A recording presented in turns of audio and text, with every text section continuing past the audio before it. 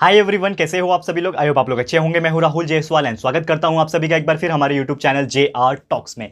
Friends, आज again आपके सामने एक मोस्ट इंपॉर्टेंट टॉपिक लेकर आ गया हूं जो कि अक्सर आप लोग डिमांड कर रहे थे एंड जो प्रीवियस जो मैंने वीडियो बनाया था उसके कमेंट सेक्शन में बहुत लोग ने ये टॉपिक को कमेंट किया था।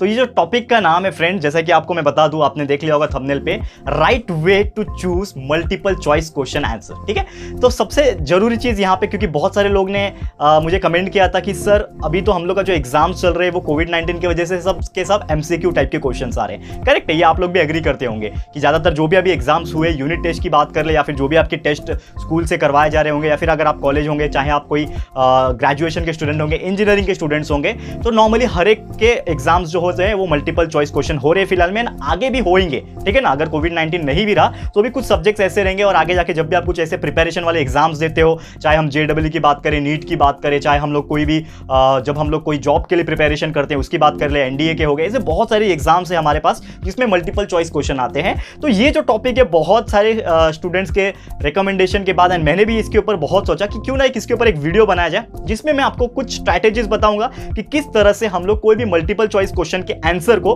प्रिडिक्ट कर सकते हैं।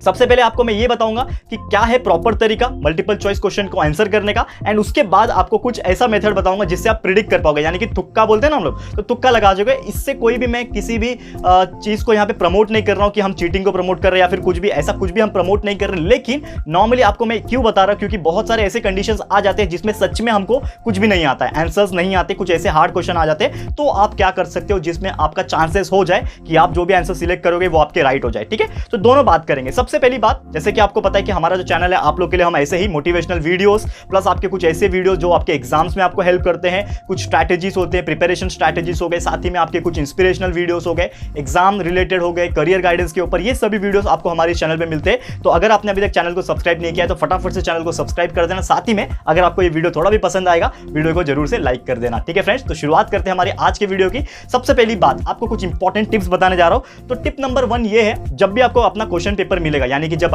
मल्टीपल चॉइस क्वेश्चन के आपको क्वेश्चंस मिलेंगे, तो आपको क्या करना है, लेट्स सपोज आपके क्वेश्चन पेपर में 50 MCQs है, यानी कि 50 क्वेश्चंस है जिसके 3 या 4 एग्जांपल, मोस्टली तो 4 एग्जांपल ABCD 4 एग्जांपल होते हैं, किसी किसी में 5 भी होते हैं, लेकिन आप सोचो कि 4 एग्जांपल वाले क्वेश्चन है, 50 क्वेश्चन है। तो सबसे पहले आपको क्या करना है, पहला जो हमारा स्टेप है, इनिशियली आपको सर्वे करना है। सर्वे का मतलब क्या होता है, जो भी आपके पास पेपर रहेगा तो फटाफट जितने भी आपके क्वेश्चंस रहेंगे उसको देखते जाओ 1 से लेके पहले पेज में समझ लो 10 होंगे, तो एक पेज में देखा 10 क्वेश्चन है, कैसे क्वेश्चन है, क्या ऑप्शंस दिया है, वो फटाफट से नोटिस कर लिया, आपने देख लिया। मतलब इन शॉर्ट आपकी जो आंखें होती है उसके ऊपर एक नजर घुमा लो, हर क्वेश्चन के ऊपर एक बार स्टार्टिंग में ही नजर घुमा लो। बहुत लोग को देखा हो कि वो लोग ना पूरा पेपर चेक ही नहीं करते, पहले क्वेश्चन देखा, पहले क्वेश्चन का आंसर लिखने लगा। तो इससे क्या होता है, एक सस्पेंस क्रिएट होता है। हमारा जो सबकॉन्शियस माइंड होता है ना फ्रेंड्स, ये बहुत ही बोलते हैं ना अलग चीज है, ये ना सोचने लग जाता है, भले वो चीज कुछ और कर रहा रहेगा लेकिन सबकॉन्शियस माइंड कुछ और सोचने लगता है। कि अगर आपने पहला क्वेश्चन देखा तो उसके मन में रहता है अरे दूसरा क्या होगा, तीसरा क्या होगा, चौथा क्या होगा, तो बहुत सारे दिमाग में चलती है, तो वो हम लोग को क्या करेगा, कंफ्यूज कर सकता है। तो बेस्ट तरीका ये होता है कि सब के सब 50-50 के जो भी आंसर्स,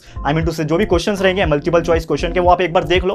हो सकता है 50 जब एक साथ आप देखोगे तो उसमें से 10 से 15 आपको तुरंत आ जाए, क्योंकि वो इजी वाले होते हैं, होता है ना। 50 में से 10 से 15 तो चांसेस होंगे कि आपके इजी क्वेश्चन आएंगे जिसके ऑप्शंस आपको आंसर्स जो है पता होंगे, फटाफट से आप उसको टिक कर लोगे या फिर मार्क कर लोगे। लेट्स सपोज आपको क्वेश्चन पूछता है who is the prime minister of India, इतना सिंपल तो पूछता नहीं है, नॉर्मली पूछ लेता है अगर by chance who is the prime minister of India, 4 option दिया है, Manmohan Singh, Narendra Modi, Jawaharlal Nehru and something else, Indira Gandhi. तो आप क्या बोलोगे, अभी कौन है करेंटली, नरेंद्र मोदी है, तो आप फटाफट टिक कर दोगे नरेंद्र मोदी, क्योंकि ये आपका जो माइंड था तुरंत अलर्ट हो गया और उसको पता है आंसर। तो जो भी 50 में से लेट्स सपोज आपको आंसर पता है तो वो टिक कर लोगे। लेट्स सपोज 50 में से आपने 15 टिक कर दिया, ठीक है। अब यहां पे आप सब क्वेश्चंस तो देखे थे, कुछ आंसर ऐसे होंगे, कुछ क्वेश्चंस ऐसे होंगे जो आपके नजर में होंगे। तो आप जब वापस से सर्वे करने के बाद जब अपना पहला क्वेश्चन जब देखोगे, मतलब सॉल्व कर रहे होंगे, सोच रहे होंगे, कुछ कैलकुलेशन कर रहे होंगे, तो आपका जो सबकॉन्शियस माइंड है ना, अब कंफ्यूज नहीं है कि यार सेकंड क्वेश्चन कौन सा है, थर्ड क्वेश्चन कौन सा है। अब वो ये सोच रहा है कि यार मैंने एक क्वेश्चन देखा था, इसका क्या आंसर हो सकता है, सोच। तो आपका ना दो माइंड एक ही साथ काम करता है, कि आपका जो करंट माइंड है जो आपका पहला क्वेश्चन को सॉल्व कर रहा है, और दूसरा जो माइंड है आपके पीछे सबकॉन्शियस माइंड जो है वो सोच रहा है कि उसका आंसर क्या हो सकता है। तो एट ए टाइम दो सवाल का जवाब जो है वो आपको आ सकता है, और इसी को हम लोग बोलते हैं, हम लोग कंसेप्चुअल माइंड या फिर फिर आप बोल सकते हो। बहुत ही एक स्ट्रैटेजी है जो कि साइंटिस्ट द्वारा भी फॉलो किया गया है एंड बहुत सारे लोग इसके ऊपर रिसर्च भी कर चुके। तो ये एक इंपॉर्टेंट स्ट्रैटेजी हो गया कि पहला स्टेप ये है कि आपको सर्वे करना है, ये आपको बहुत बेनिफिट करेगा। उसके बाद सेकंड स्टेप आपको ये करना है कि आप समझ लो आपके पास एक क्वेश्चन है, उसके 4 ऑप्शन है और आपको ऐसा लग रहा है कि आप कंफ्यूज, मतलब आंसर तो आता है लेकिन आप कंफ्यूजन स्टेट में हो, ठीक है ना। जैसे केबीसी आप खेलते हो तो उसमें भी ऑप्शन आते हैं, 2 में आपको शक होता है कि यार ये हो सकता है तो ये हो सकता है। तो सबसे पहले आप क्या करो कि आपको ऐसा आंसर को फाइंड करना है, तो आप ना रिडक्शन मेथड फॉलो करो। रिडक्शन मेथड क्या होता है कि अगर 4 ऑप्शन है तो ऑप्शन समझ लो सी है, ये आप बोलोगे कुछ है तो आपको ऐसा लगेगा कि यार ये तो बिल्कुल हो ही नहीं सकता, तो उसको कट कर दो। डी ऑप्शन है, ये तो बिल्कुल नहीं हो सकता, कट कर दो। सी ऑप्शन है, यार ये मेरे को लग रहा नहीं होगा, तो इसको भी कट किया, जो बचेगा वही आपका आंसर होगा। तो इसको बोलते हैं रिडक्शन मेथड, जिसमें आप लोग जो है रिड्यूस करते आते हो, कट करते जाते हो ऑप्शंस को, और जो बच जाता है फाइनली वही आपका आंसर होता है। तो ये एक मेथड फॉलो कर सकते हो।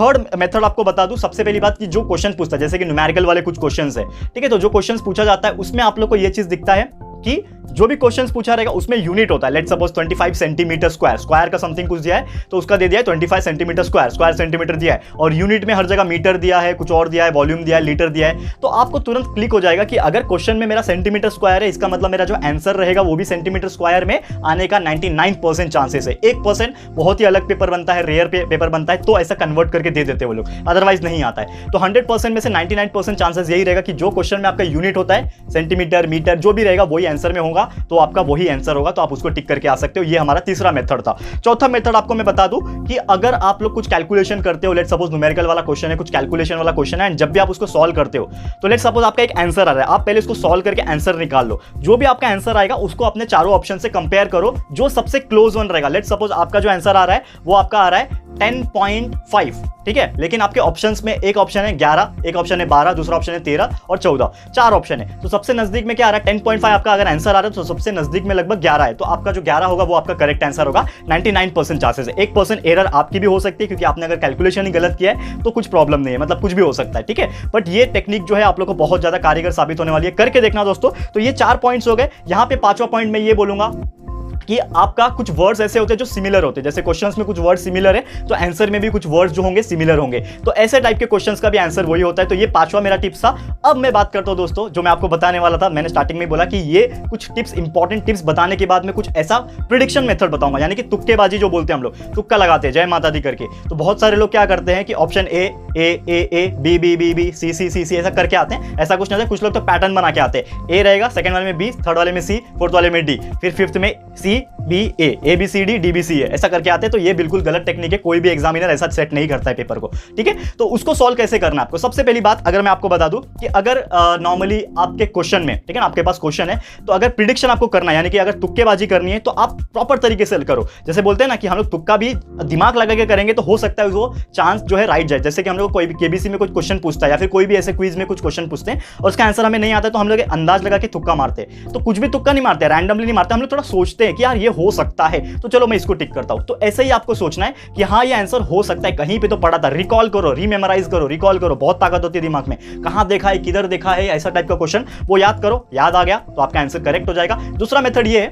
ये आपका वर्क कर सकता है, वर्क नहीं भी कर सकता है, लेकिन मैं आपको बता रहा हूं, लेकिन आप सुन लो, बहुत इंपॉर्टेंट है। जैसे कि अगर कोई क्वेश्चन है उसमें आपको ऑप्शंस में दिया हुआ है ऑल ऑफ द एबव, अगर कोई भी क्वेश्चन में उसके ऑप्शंस में लिखा हुआ है ऑल ऑफ द एबव या फिर उसके ऑप्शंस में लिखा हुआ है नन ऑफ दिस, तो 52% से लेके 60% चांसेस होता है ये जो ऑप्शंस होते हैं ऑल ऑफ दिस वाले या फिर नन ऑफ दिस वाले, यही उसके आंसर होते हैं। क्योंकि अकॉर्डिंग टू द सर्वे, बहुत सारे साइंटिस्ट लोग एंड बहुत सारे जो ऑथर्स लोग हैं इनके ऊपर सर्वे किया गया है, बुक्स भी लिखे गए हैं इसके ऊपर, एंड उन्होंने बताया है कि अगर कुछ क्वेश्चन ऐसे आते हैं जिसमें ऑल ऑफ दिस और नन ऑफ दिस होते हैं तो वही उसके आंसर होते हैं।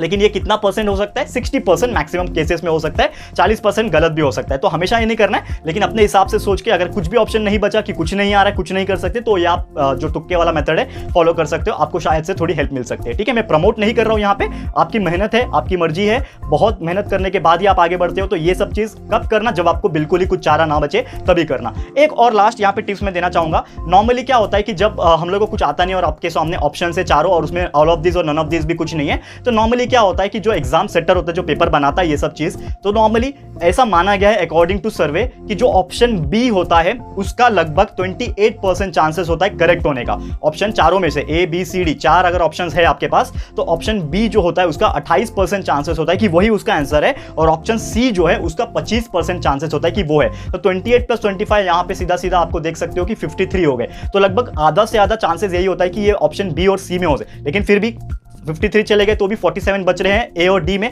तो हो सकता है। लेकिन अगर आपके पास कोई ऑप्शन नहीं है तो ऑप्शन बी और ऑप्शन सी में से कुछ चूज कर सकते हो, डिपेंडिंग अपॉन आप क्या सोचते हो, ठीक है। और ये फिर से बोल रहा हूं कि सिर्फ एक प्रिडिक्शन है, तुक्के का मेथड है और कुछ नहीं है। ये हो भी सकता है, नहीं भी हो सकता है, लेकिन अगर कुछ ऑप्शन नहीं है तो आप ये चीज कर सकते हो, क्योंकि सर्वे का अनुसार माना गया है कि 28% एंड 25% जो है वो बी एंड सी हो सकते हैं। तो ये कुछ इंपॉर्टेंट है। एंड जैसे कि मैंने आपको बोला कि ये सब चीज को मैं प्रमोट नहीं करूंगा तुक्केबाजी के, तो स्टार्टिंग के जो मैंने पॉइंट्स आपको बताए, तो स्टार्टिंग में मैंने आपको ये पॉइंट्स बताए हैं कि बहुत सारे ऐसे चीजें हैं जो आप लोग को अपने पढ़ाई के दम पे, बहुत सारे अपने मेमोरीज के दम पे, रिकॉल के दम पे एंड आपके दिमाग के दम पे आपको सॉल्व करना है। तो जरूर से इसके ऊपर ये चीज इंप्लीमेंट करिएगा। तो आकि जब भी आप लोग अभी फॉर एग्जाम्पल आपके स्कूल में अगर यूनिट टेस्ट होता है या फिर जो भी आपके एग्जाम्स होते हैं, टेस्ट होते हैं, अगर ये एमसीक्यूज आते हैं तो आप ये चीज प्रिडिक्ट करके देखो, ये चीज करके देखो एंड इंप्लीमेंट करके देखो, जो आज मैंने बहुत अच्छी अच्छी चीजें बताई है, सो दैट आप लोग को ये वर्क करता है कि नहीं आप लोग को खुद ब खुद पता चल जाएगा। बहुत बेनिफिट लगेगा आपको, एक बार ट्राई करके देखो। जो भी मैंने इंपॉर्टेंट चीज बताई है, तुक्के वाले चीज आप कर सकते हो, नहीं भी कर सकते कोई प्रॉब्लम नहीं है, ठीक है फ्रेंड्स। तो आज बस मैं इतना ही बोलना चाहूंगा। एक बहुत इंपॉर्टेंट अच्छा टॉपिक था जिसको मैंने लिया स्टूडेंट्स लोग के कहने पे, रिकमेंडेशन पे कमेंट्स बहुत आए थे, दैट्स व्हाई मैंने लिया। तो उम्मीद करता हूं कि आप लोगों को ये चीज अच्छा लगा होगा। अगर ये वीडियो आपको थोड़ा भी यूजफुल लगेगा फ्यूचर में या फिर अच्छा लगा है दोस्तों, तो प्लीज वीडियो को लाइक कीजिएगा, शेयर कीजिएगा अपने सारे फ्रेंड्स लोग को एंड फटाफट से हर एक को ये शेयर करो ताकि उनको भी ये मेथड जो है पता चल सके, ठीक है। एंड फटाफट से अगर आपने चैनल को सब्सक्राइब नहीं किया है तो फटाफट से चैनल को सब्सक्राइब कर देना, साथ में बेल आइकन को प्रेस कर देना ताकि जब भी हम लोग वीडियो लेकर आएंगे आप लोग को नोटिफिकेशन मिलती रहेगी, ठीक है फ्रेंड्स। तो मिलते हैं हमारे अगले वीडियो में। ये वीडियो देखने के लिए thank you and good bye.